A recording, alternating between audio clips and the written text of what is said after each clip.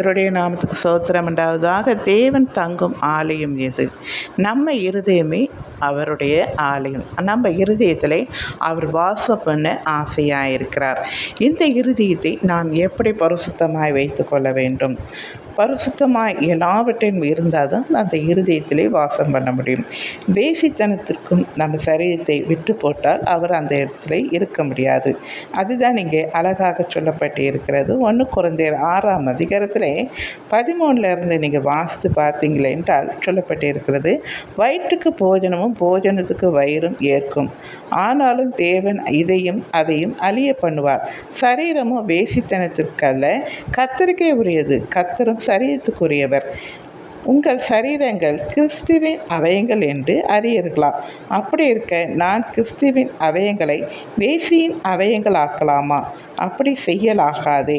வேசியோடு இசைந்திருக்கிறவன் அவனுடனே ஒரே மாம்சம் ஒரே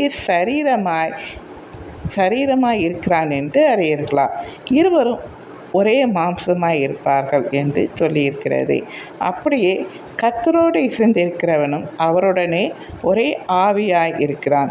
வேசித்தனத்துக்கு விலகி ஓடுங்கள்.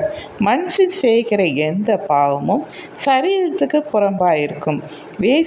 வேசித்தனம் செய்கிறவனோ தன் சுய சரீரத்துக்கு விரோதமாய் பாவம் செய்கிறான்.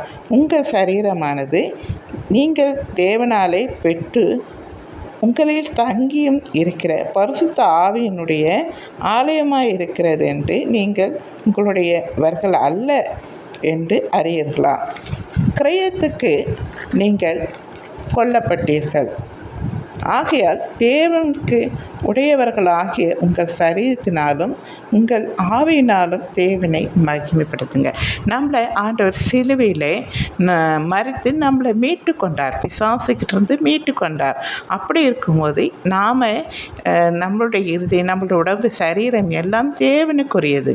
அப்போது தேவனை மகிமைப்படுத்தும்படியாக நாம் எல்லாவற்றிலும் சிந்தனை, பேச்சு, செயல், நடை, யோசிக்கிறது எல்லாமே, அதாவது உச்சந்தல் இந்த உள்ளங்கால் வரைக்கும் நம்ம ஆவி, ஆத்மா, சரீரம் முழுவதும் தேவனுக்கே நாம் பரிசுத்தமாய் அவரிடத்துல நாம் என்ன செய்யணுமா இருக்கணுமா. அப்போ தான் அந்த இருதயத்தில் அவர் வாசம் பண்ண முடியும். சரிங்களா?